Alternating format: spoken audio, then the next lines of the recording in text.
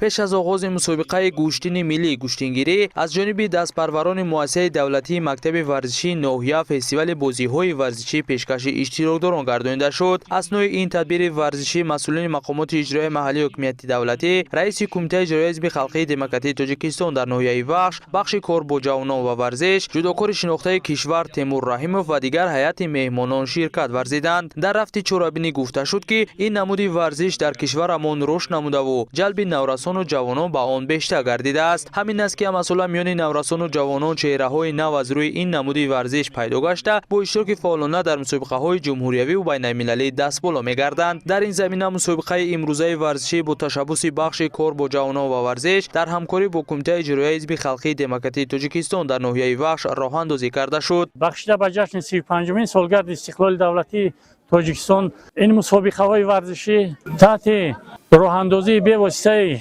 اساسگزار صلح و وحدت ملی رئیس معظم حزب خلقی دموکراتیک تاجیکستان محترم امامعلی رحمان گذرانیده شده ایستادند و ما از همین غمخوری‌های پیشوای معظم ملت محترم امامعلی رحمان میباشد که امروز ورزشکاران جمهوری در تمام چورابینی‌های جمهوری و بیرون از آن اشتراک نموده پرچم دولتی تاجیکستان را بلند برداشته ایستادند. در این مسابقه زیاده از 100 نفر پهلوانان نورس و جوان از همه جماعت شهرک و دهات ناحیه اشتراک نموده میانی هم سبقت نمودند. رفت مسابقه را داوران صاحب تجربه نظارت برده و بسته به سن و سال غالبان را معین نمودند. باعث افتخار است که در 7 جماعت شهرک دهات ناحیه بخش مسابقه کشاد گوشتین ملی رفته ایستاده است.